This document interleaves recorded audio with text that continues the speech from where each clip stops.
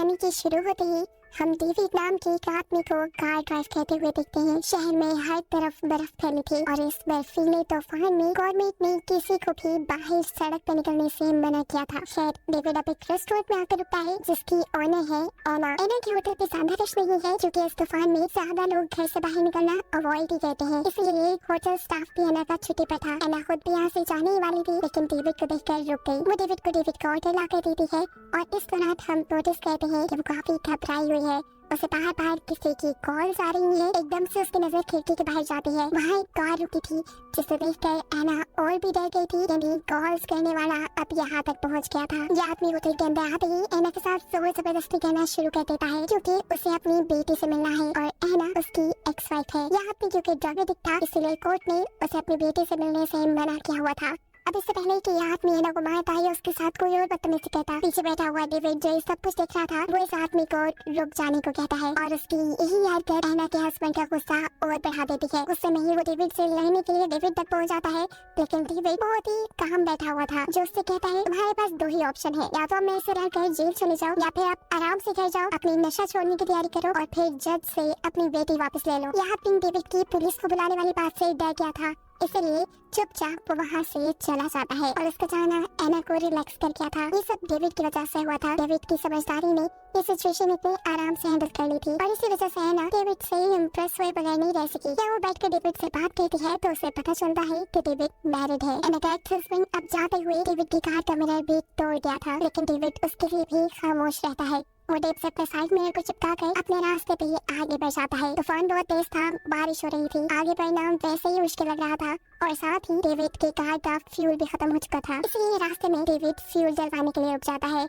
और इसी दौरान यहाँ से गुजरता है एना का एक्स हस्बैंड। उसे पहले ही डेविड पे गुस्सा था, वो अपना सारा गुस्सा यहाँ डेविड पे निकालना चाहता था लेकिन इससे पहले कि वो अपना प्लान अंजाम दे देता एक पुलिस कार इसी फ्यूल स्टेशन पे आकर रुक जाती है। डेविड जैसे ही फ्यूल भरवा कर आगे की तरफ बढ़ता है एना का एक्स हस्बैंड भी अब उनकी कार का लगातार पीछा कर देखता था और ये चीज डेविड ने नोटिस कर ली थी। डेविड जानता था ये वही आदमी है जिससे उसने होटल में पंगा लिया है और अब नुकसान पहुंचाए बगैर तो ये जाएगा नहीं। अपने आप को बचाने के लिए वो स्पीड तेज कर लेता है। उस आदमी से काफी दूर आने के बाद डेविड रोड की साइड पे अपनी गाड़ी निकालकर ऑफ कर देता है ताकि रात के अंधेरे में उस आदमी को डेविड की गाड़ी दिखे न। उसका ये प्लान वर्क भी कर चुका था। वो आदमी डेविड की कार के पास से गुजर जाता है पर उसे कार नहीं नजर आती। डेविड को डर था कि वो आदमी कहीं दोबारा इसका पीछा न करने लग जाए। से छुपने के लिए वो यही जंगल से निकलती हुई एक छोटी सी सड़क पर चढ़ जाता है। ये सड़क बहुत ही ज्यादा स्लिपरी थी, सुनसान इलाका था, डेविड को ज्यादा कुछ नजर भी नहीं आ रहा था और इसी स्लिपरीपन की वजह से डेविड की कार का एक्सीडेंट हो जाता है। वो कार स्लिप होकर साइड पे गिर जाती है। डेविड ने काफी कोशिश की कि उसकी कार वहाँ पे सड़क पे आ जाए लेकिन कार के टायर्स बर्फ के अंदर फंसते जा रहे थे। मजबूरन अब वो गाड़ी से निकलता है और अपने हाथों की मदद से टायर्स के इर्द गिर्द से बर्फ हटाने की कोशिश करता है लेकिन ऐसे बर्फ की ठंडक में उसके हाथ जख्मी कर गए थे। उसे लग रहा था कि अब उसके हाथ टूट जाएंगे।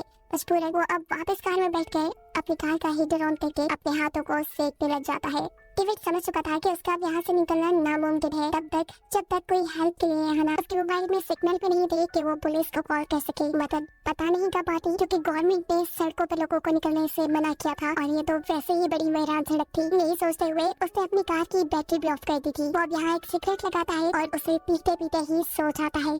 सुबह उसकी आँख किसी जानवर के गुर्राने की आवाज से खुली थी। कोई जंगली जानवर उसके आसपास था जिसके डर में डेविड अपनी कार से बाहर भी नहीं निकलता। टाइम उसके पास खाने पीने को कुछ भी नहीं था इसलिए वो अपना यूरिन भी स्टोर कर लेता है। डेविड के दिमाग में अब ये बात भी आती है कि अगर ऐसी ही गाड़ी यहाँ खड़ी रही तो बर्फ गाड़ी को पूरी तरह ढक लेगी, फिर कोई ये गाड़ी नहीं देख पाएगा और उसका यहाँ से निकलना और भी ज्यादा मुश्किल हो जाएगा। इसलिए वो अब कार से बाहर निकलता है। दूरबीन से आसपास देखने पर उसे दूर कहीं धुआं नजर आ रहा था, यानी वहाँ इंसान रहते होंगे। इसी उम्मीद में वो कार से निकल जाता है कि शायद वहाँ उसे कोई मदद मिल जाए। वहाँ जाने से पहले वो अपनी गाड़ी की डिक्की खोलता है और उसकी गाड़ी की डिक्की में हम बंधी हुई एना को देखते हैं। डेविड जिसे हम अच्छा इंसान समझ रहे थे वो एक किडनैपर था जिसने एना को किडनैप कर लिया था। वो कार से दूर जाने से पहले एना को वार्न करके जाता है कि इस कार से निकलने की कोशिश भी न करना, लेकिन एना क्यों अपने किडनैपर की बात मानती। वो उसके जाते ही कोशिश करना शुरू कर देती है और उसके जो हाथ और मुंह टेप से बंधे थे वो उन्हें खोलने में कामयाब भी हो जाती है। अब वो इस गाड़ी से भी बाहर निकलना चाहती थी लेकिन कार की बैक साइड अंदर से नहीं खुल सकती थी, इसलिए वो कार के बैक स्पीकर्स को हटाते हुए कार के अंदर आने में कामयाब हो जाती है।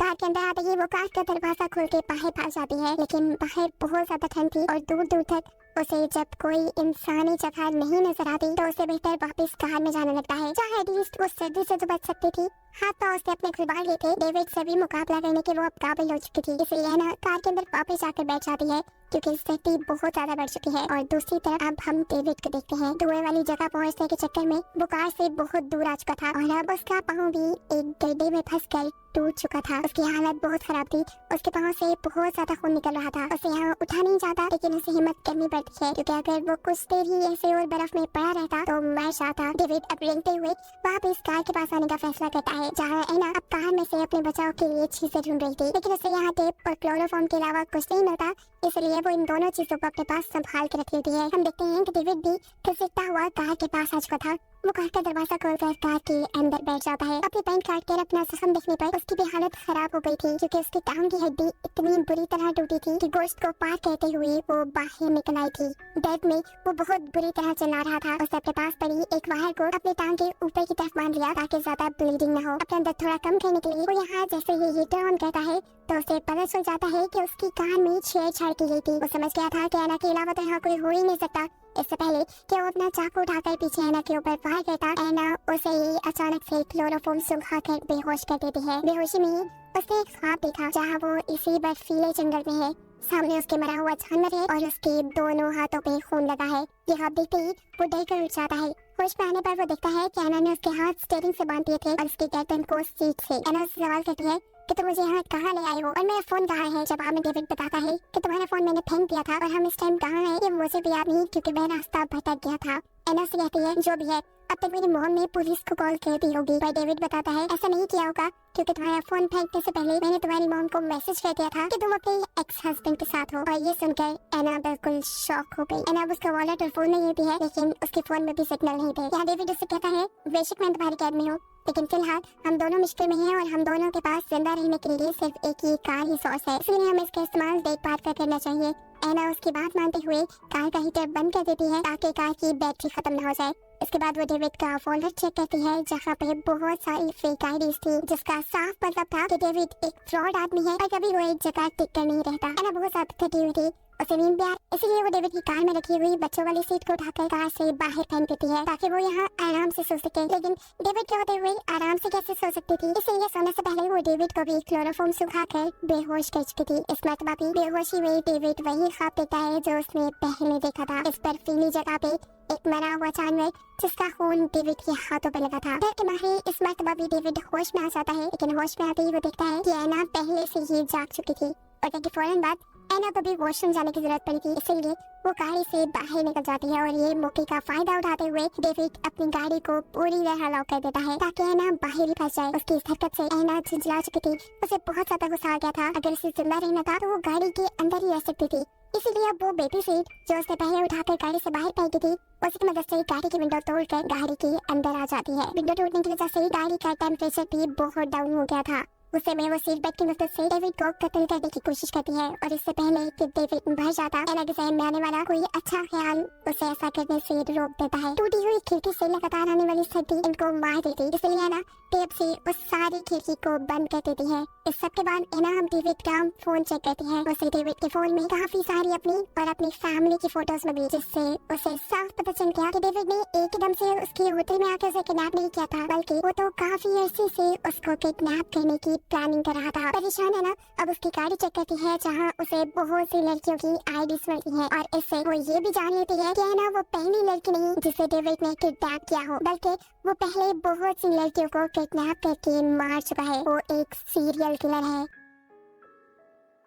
जिंदा कहना डेविड से सवाल करती है तुम इतनी सारी लड़कियों को कैसे मारते हो, आज तक कितनी लड़कियों को मारा है। जवाब में डेविड कहता है यहाँ पे क्या वो एना को अपनी पहली किलिंग की स्टोरी सुनाना शुरू करता है। सबसे पहली लड़की को बेवकूफ बनाकर मारने के लिए उसने एक पूरी प्लानिंग की थी। उसने अपना हुलिया शरीफ बना लिया, अपने हाथ में एक अंगूठी पहन ली जिससे वो मैरिड लगे और अपनी गाड़ी की बैक साइड पे एक बच्चों वाली सीट रख ली जिससे ये फील हो कि वो एक फैमिली वाला है।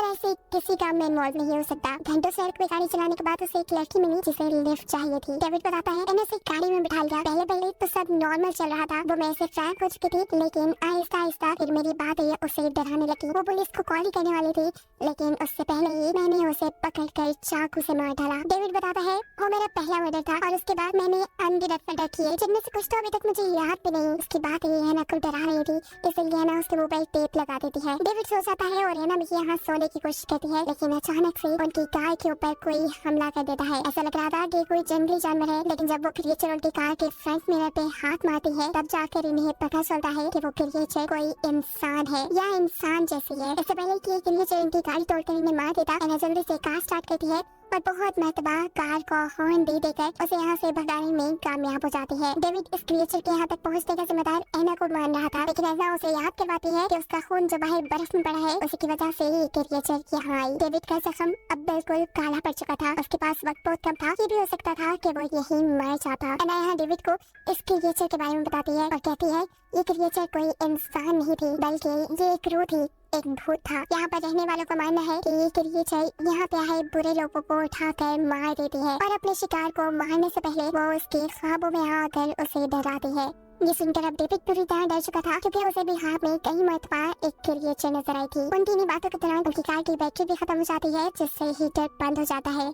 अब इनकी हालत इतनी खराब हो गई थी कि मजबूरन इन दोनों को करीब आना पड़ा ताकि एक दूसरे की बॉडी हीट से ये लोग जिंदा रह सके। डेविड को लग रहा था कि वो अब यहाँ मरने वाला है, इसलिए वो हैना को अपनी कहानी बताता है कि आखिर क्यों वो उसने ये मर्डर्स करना शुरू किए। वो जब छोटा था तब उसकी माँ उस पर बहुत जुल्म करती थी और इसी वजह से वो इतना सख्त हो गया। उसे सबसे पहले अपनी मॉम को मारा था और अब इन लड़कियों को मारकर वो अपने आप को स्ट्रॉन्ग फील करता था, लेकिन असल बात ये थी कि वो लड़कियों से डरता था। हैना भी यहाँ अपनी दुखिया स्टोरी सुनाती है कि जब वो भी छोटी थी तो उसके डैड उसके साथ अच्छा सलूक नहीं करते थे। सालों तक वो ये सब बर्दाश्त करती रही और फिर एक दिन उसने अपनी मॉम को सब सच बता दिया, जिसके बाद उसके डैड को जेल हो गई। हैना को लग रहा था कि मरते हुए डेविड के दिल में रहम आ गया है, इसलिए वो हैना के साथ अच्छा बिहेव कर रहा है, लेकिन वो तो ये सब करके सिर्फ हैना को बेवकूफ बनाना था। हैना को बातों में लगा के वो अपने हाथ पांव छुड़वा चुका था और इससे पहले कि हैना को समझ पाती वो हैना का गला घोटकर उसे मारने की कोशिशों में लग जाता है। अभी हैना पूरी तरह मरी नहीं थी कि अचानक कोई उनकी गाड़ी का दरवाजा खुलता है। बाहर से अंदर आने वाली